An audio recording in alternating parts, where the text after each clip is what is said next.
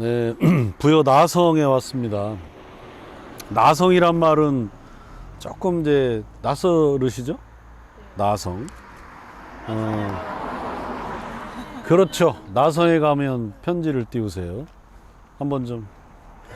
나성에 가는 편지를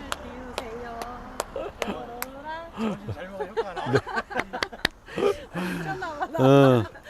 이제 바로 그 나성하고 같아, 한자도 같더라고요.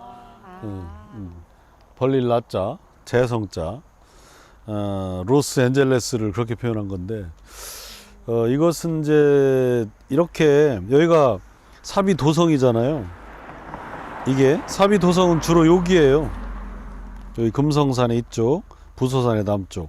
여기가 이제 사비도성인데, 여기가 정림사라고 여기 써 있네요. 근데 이제 지금 이 나성은 이겁니다, 요거요. 이렇게. 그래서 수도의 외곽을 둘러싸고 있는 성, 얘를 이제 나성이라고 하는데, 그러니까 이게 이제 우리나라 모든 도성에 있는 게 아니라서 거의 뭐 고유 명사처럼, 그래서 그냥 나성이 아니고 부여나성 이렇게 이제 부르는 정도로 흔히 있는 형태는 아니라고 하고요. 또 뭐 문화재청 자료에 봤더니 동아시아 최초라고 이렇게 표현했더라고요. 이제 드물은 경우인가 봐요. 근데 서울 이제 한양성 생각해 보면 이제 도성 안에 왕궁이 있죠. 왕궁을 둘러싼 담은 물론 있지만, 근데 얘는 이제 왕궁이 대략 여기 있었다고 이제 보면 위급시에 달아나야 되는 그 최후의 보루, 이건 이제 이거잖아요. 부소산성. 요게 부소산성. 부소산성이고, 그 밖에 그러니까 왕궁이 있었던 겁니다. 그러니까 그걸 또 방어하는 외성이 또 필요했겠죠. 그래서 이런 구조를 이제 하고 있었습니다. 그래서 부여나성은 이것도 이제 일종의 계획도시의 표상이라 그럴까, 이렇게 해석해 볼 수가 있을 것 같아요. 그래서 연 인원이 몇 명이라 그랬죠? 우리 영상 봤는데. 도읍이 이전하려면 이 나성을 쌓는데 연 인원이 한 200만 명. 충남대학교 박순발 교수님의 추정에 따르면 한 200만 명 정도의 연 인원이 이제 동원됐을 것이다.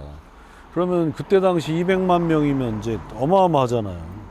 그 정도를 동원할 수 있다고 하면 이제 국력도 웬만큼 안정이 돼야 되고, 그 다음에 계획적으로 인원을 징발하는 계획을 세운다는 건 뭐, 주먹국으로 하면 안 되는 거니까, 그것도 이제 사비도성이 계획적으로 만들어진 도시다. 그런 거를 증명할 수 있는 사례라고 볼 수 있겠습니다.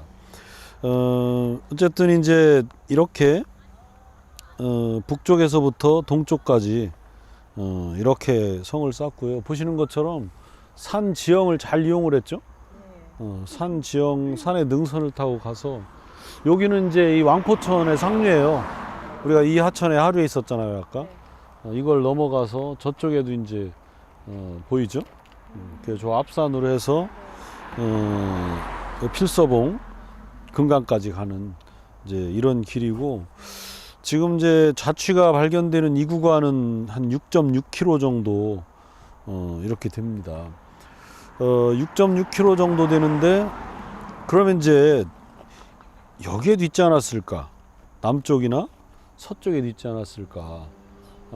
완전히 둘러싸려면 그런 추정을 하는데, 지금 이제 사실 이 지도가 그 연구를 하기 위해서 만들어낸 지도예요. 그래서 추정하는 곳에, 요 추정치에, 추정하는 지역에 이제 표고들을 이렇게 재본 건데, 뭔가 좀 성이 있었다고 하면 약간 높은 이런 자취들이 발견돼야 되는데, 여기 색깔 보시는 것처럼 굉장히 랜덤하잖아요. 아까 박종봉 선생님이 결론을 말씀을 해주셨어요. 그러니까 최근의 연구들은 이쪽은 없었던 거다. 그 다음에 이제 나성이 강까지 뻗어내려 있잖아요. 뭐 이렇게 돼 있다면 좀 이건 뭐였 또? 이런 문제들이 또 있고, 그래서 없었던 게 맞는 것 같아요. 왜냐하면 여긴 자연방어선이니까, 강으로 만들어진. 이게 또 동쪽이 이쪽이 이제 신라 쪽 아니겠습니까? 신라 쪽. 그래서 이렇게 동쪽에 이제 이런 산을 이용해서 나성을 만들지 않았을까 이렇게 이제 추정을 해보고 있습니다. 그래서 이제 계획도시 사비성의 한 면모를 볼 수 있고, 그 다음에 이제 지도는 이제 접으세요. 팔 아프십니다. 그 다음에 이제 능살리 지난번에 오셨었죠? 능살리 고군. 그 다음에 여기가 이제 절터 능살리 사진인데, 또 여러 자료들을 보니까 말하자면 이제 이 성의 서쪽은 살아있는 사람들의 공간, 도성이고요. 이 성벽의 이제 동쪽은 이제 죽은 자들의 공간, 이렇게 이제 구분을 했고, 이제 위더강이 아버지를 위해서 뭐 세운 절이라고 하는데, 결국은 저 사찰도 이쪽에 왕실에 돌아가신 분들을 위한 그런 이제 뭐 추모의 공간, 그런 걸로 저 절을 세웠을 거다, 그렇게 해석을 하더라고요. 그러니까 뭐 요 능도 그렇고 절도 그렇고 또 여기 이 나성도 그렇고 이제 계획도시로 사비가 세워진 그런 면모들을 보여주고 있고, 그런 게 가능했던 것은 어느 정도 이제 웅진으로 천도한 이후에 흔들렸던 왕권, 그런 거를 어느 정도 회복을 한 그런 결과물이다, 그렇게 해석을 하는 것 같습니다. 자, 그런 자리에 왔습니다. 이제 부소산성을 바라볼 수 있는 이제 강의 북쪽으로 이동을 하시겠습니다. 혹시 여기 저기 네. 금강 따라서 내려가다 보면 그 강경이나 이쪽 밑으로 금강 올라오는 수로를 방어하는 성이 이쪽 밑에 어디 있나요? 있죠. 어디쯤 있죠? 거기가 이제 성홍산성, 백제 때 가림성, 인천, 아, 여 인천. 밑에. 예. 그래서 이제 거기를 더 먼저 만들었더라고요. 기록을 보니까 사비로 천도하기 전에 언제 만들었냐면 동성왕 때 만들었어요. 동성왕은 이제 성왕의 의대, 성왕의 바로 앞이 무령왕이고요. 무령왕의 의가 동성왕인데, 동성왕은 그래도 왕위를 오래 유지를 했어요. 그 이전까지는 이제 귀족들한테 시달려가지고 천도한 문주왕에서부터 그다음에 이제 삼군왕 둘 다 왕위를 3년, 2년밖에 유지를 못해요.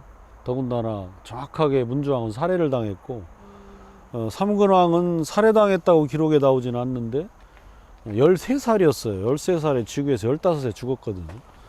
정상적인 게 아니잖아요.